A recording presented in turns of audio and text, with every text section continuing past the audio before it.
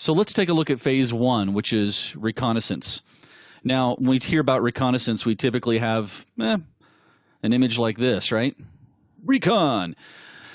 So it's very similar. When it comes to reconnaissance, what we're talking about here is actually looking at a target, trying to figure out who the target is going to be and what they might have to offer. It is a phase that the attacker actually prepares everything else that he's going to do based off the information that he acquires during this phase. Now, this phase is done in two different methods. The first method is referred to as passive, and the other one is referred to as an active reconnaissance. So passive reconnaissance, active reconnaissance. And I love this picture because it sums it up. A passive reconnaissance is where you have no direct interaction with the target, and that would be the equivalent of a sniper's spotter. He has the binoculars, he gathers information, the target has no idea that he's looking at him. The active version of reconnaissance is where you have direct interaction with the target. And trust me, that would be the sniper's role. He will have direct interaction. It's the same thing when it comes to reconning on networks or a target. Typically, this is a phase that we'll go through. We'll be scanning the network, either from an internal perspective or an external perspective. And typically, again, this is done without any type of authorization. Now, normally, passive reconnaissance is not illegal. Let me give you an example of that.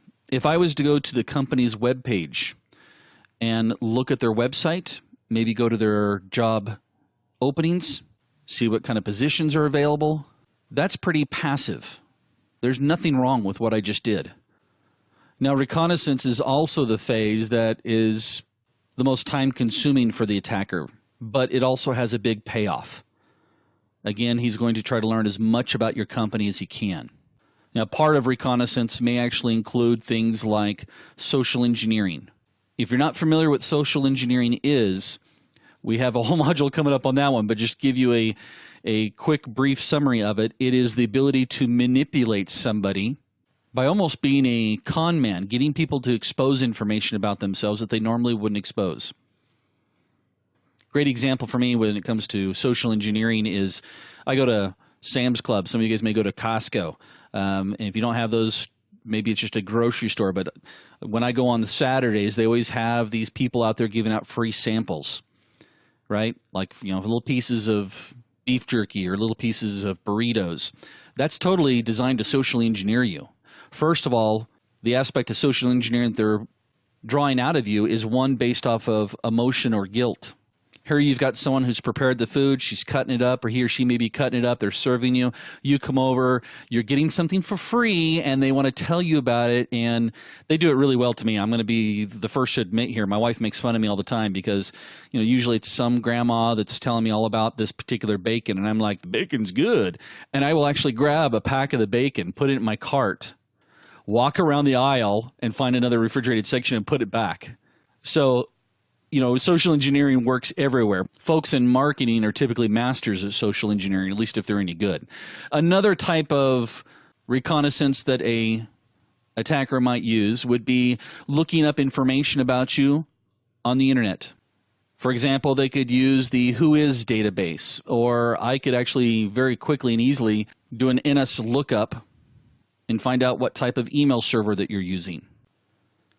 Dumpster diving is another type of reconnaissance that we can do, and I know that sounds kind of weird, right? You're not looking for food.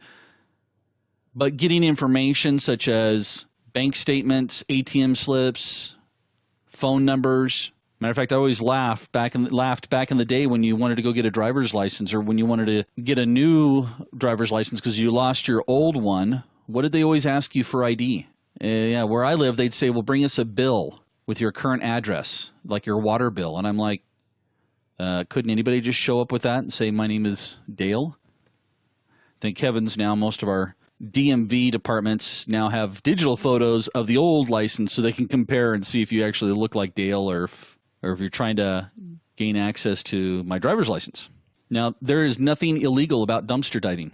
In fact, back in the early, I want to say it was back in the 90s when the Department of Justice was going after Microsoft for their practices when it came to Internet Explorer. Sun Microsystems actually did some dumpster diving on the Microsoft campus to get information that they then presented, showing that Microsoft had some dealings under the table that weren't necessarily above board, shall we say.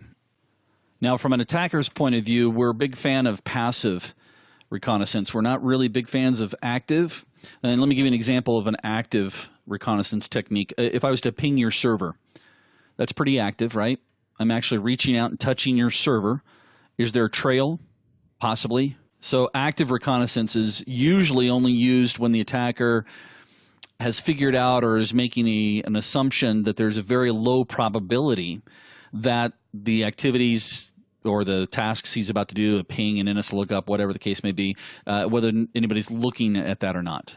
Our script kiddies have this tendency of being a little more active than they should be. They end up using tools that could actually be a little more aggressive than a simple ping.